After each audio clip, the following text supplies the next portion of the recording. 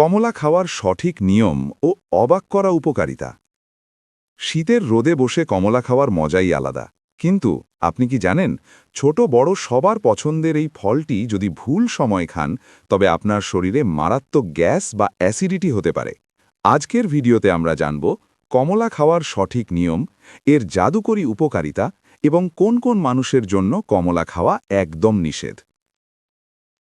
কমলা খাওয়ার সঠিক সময়। অনেকেই মনে করেন সকালে খালি পেটে কমলা খাওয়া ভালো, কিন্তু এটি একটি মস্ত বড় ভুল। কমলায় প্রচুর সাইট্রিক অ্যাসিড থাকে, তাই খালি পেটে এটি খেলে বুক জ্বালাপোড়া এবং গ্যাস্ট্রিকের সমস্যা হতে পারে। কমলা খাওয়ার সবচেয়ে ভালো সময় হল সকালের নাশতার 1 ঘন্টা পর অথবা দুপুরে খাবারের আগে।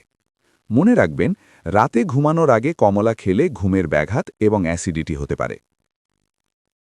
দিনে কয়টি খাওয়া যাবে? একজন সুস্থ প্রাপ্তবয়স্ক মানুষের জন্য দিনে 1 থেকে 2টি কমলা খাওয়াই যথেষ্ট। এর বেশি খেলে রক্তে শর্করার মাত্রা বাড়তে পারে অথবা হজমে সমস্যা হতে পারে। কমলা খাওয়ার বিশেষ উপকারিতা।